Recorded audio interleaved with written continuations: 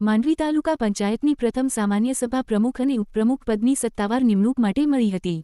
માધુરીબેન Patel, deputy DDO પંચાયતની અધ્યક્ષતામાં આયોજિત બેઠકમાં પ્રમુખપદે રેખાબેન પરેશ છાભિયા તેમજ ઉપપ્રમુખપદે વિરમભાઈ લાખુભાઈ ગઢવીની બહુમતી સાથે નિયુક્તિ થઈ હતી.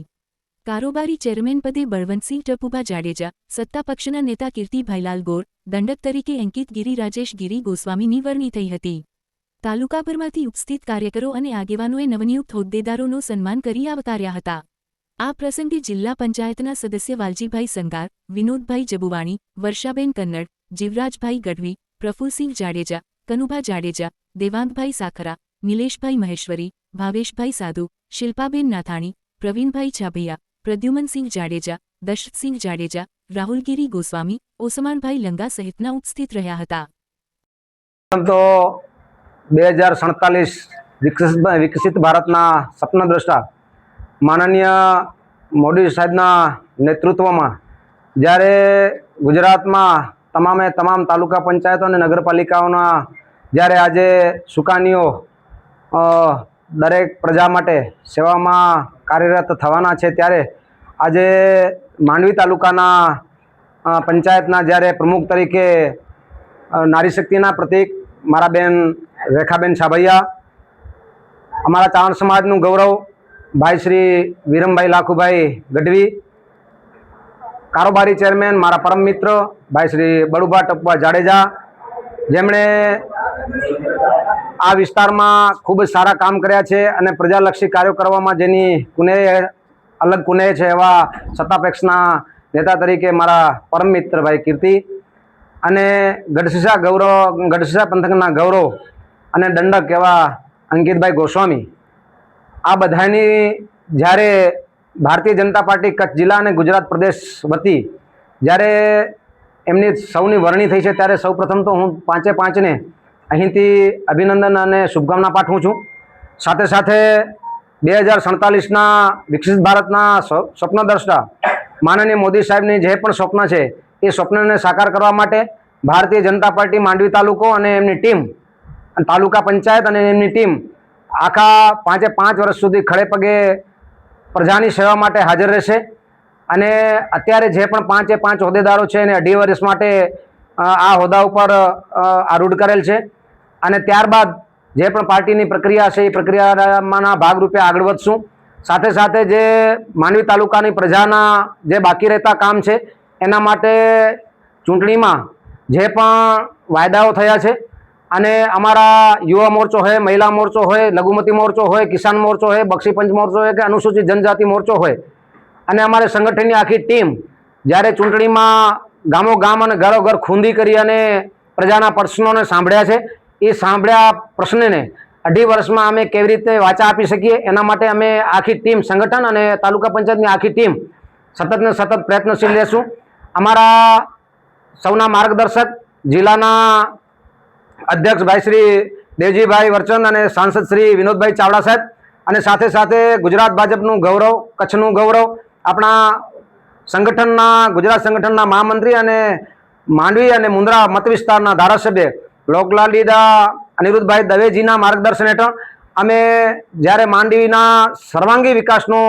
જ્યારે સપના લઈને આગળ વધ્યા છીએ, ત્યારે અમે અહીંથી ખાતરી આપીએ છીએ કે કોઈનું પણ કામ ક્યાં પણ બાકી નહીં રહી જાય, એના માટે અમે ખાતરીબદ્ધ છીએ અને અમે એના માટે પ્રતિબદ્ધતા વ્યક્ત કરીએ છીએ. અને અમારો દરેક કાર્યકર્તા આજથી જ પ્રજાલક્ષી કાર્યોમાં લાગી જશે. અને તાલુકા પંચાયતની પણ એક મારી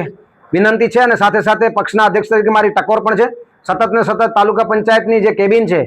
જે તાલુકા પંચાયત પ્રમુખ, ઉપપ્રમુખ, સત્તાપક્ષના નેતા, કારોબારી ચેરમેન અને દંડક પોતપોતાની સુપેરે જવાબદારી સંભાળે અને પ્રજાલક્ષી જે પણ કાર્ય માટે પ્રજા આવતી હોય એના કાર્ય જલ્દીથી જલ્દી કેમ પતે, એના માટે હું આપ સૌને મારી વિનંતી પણ કરું છું અને ટકોર પણ કરું છું. આપની ઓફિસ એટલા માટે જ આ આપેલી છે, આપને આપેલ છે કે આપ પ્રજાના કાર્ય માટે અહીં તત્પર હો, એવી ભારતીય જનતા પાર્ટી માંડવી તાલુકો અને જિલ્લા પાસે આપની પાસે અમારી અપેક્ષા છે. જે અપેક્ષા ઉપર આ દરેકે 5 હોદ્દેદારો ખરા ઉતરે એવી પ્રાર્થના સાથે અભ્યર્થના. ભારત માતા જે વંદે માતરમ, જય જય. તો હું માંડવી તાલુકાના સર્વે મતદારો અને કાર્યકર્તાઓ એમનો ભારતીય જનતા પાર્ટીના મહામંત્રી તરીકે આભાર માનીશ. એમની મહેનત થકી અને એમના અથાગ પ્રયત્નો થકી અમને આ જીત મળી છે. નવનિયુક્ત હું સર્વે હોદ્દેદારોને ખૂબ ખૂબ હૃદયના ભાવથી અભિનંદન આપું છું. અને માંડવી તાલુકાની પ્રજાએ જ્યારે મોદી સાહેબના વિકાસના કામમાં, રાષ્ટ્ર સુરક્ષાના કામમાં અને રાષ્ટ્ર વિકાસના કામમાં જે સમર્થન આપ્યું છે, હું આ 5 હોદ્દેદારો તરફથી આપને ખાતરી આપું છું કે આ ચેમ્બર ક્યારેય પણ બંધ નહીં રહે અને કોઈને કોઈ 5 હોદ્દેદારમાંથી એક હોદ્દેદાર તમને અહીંયા અવશ્ય પ્રજાની સેવામાં મળશે. એમની હું સામતભાઈ તરફથી, મહામંત્રી તરફથી, મહેન્દ્રભાઈ તરફથી, સર્વે તરફથી ખાતરી આપું છું. વિષય જે આપે બીજો ખૂબ જ અઘરો વિષય જે મને પૂછ્યો છે એનો હું જવાબ આપીશ કે આ દેશની પ્રજામાં જે જૈનજી છે એ દેશનો વિકાસનો પાયો છે. આજે શિક્ષિત જે લોકો છે, આવનારી પેઢી શિક્ષણ અને ટેકનોલોજી, સાયન્સ અને વિજ્ઞાનનો જ્યારે જમાનો છે ત્યારે મોદી સાહેબ જે પ્રકારે કામ કરી રહ્યા છે એ પ્રકારે જૈનજી જેટલા ભણેલા છે તો જૈનજી જે છે એમને મોદી સાહેબ પર પૂરો વિશ્વાસ છે કે એમને રોજગારી પણ મળશે અને આખો દેશનું જે નેતૃત્વ છે એ આવનારા દિવસોમાં જ્યારે જૈનજી કરવાનું છે ત્યારે હું આ વિદેશી પરિબળો છે, તમે અત્યારે મીડિયાના માધ્યમથી જોયું હશે કે કોકરોચ જે ટીમ છે એ વિદેશી જે લોકો છે એ આપણા દેશને તોડવા માંગે છે. એટલે આ મીડિયાના માધ્યમથી હું સર્વે દેશના નવયુવાન શિક્ષિતોને વિનંતી કરું છું કે આવા કોઈ ટ્રેન્ડમાં ન દોરાઈ અને મોદી સાહેબના નેતૃત્વમાં વિશ્વાસ રાખી અને આપણે સર્વે સાથે મળીને આ ભારત દેશને 2047માં જે મોદી સાહેબની કલ્પના છે, મા ભારતીને પરમ વૈભવના શિખર પર બેસાડવાની જે સામર્થ્ય છે એ આપણે સર્વે સાથે મળીને કરશું. આજ રોજ જ્યારે તાલુકાને એક્ટિવિટી, આપણો તાલુકો વાયબ્રન્ટ તાલુકો આવો બનાવવા માટે કરી અને આજની જે નવી ટીમ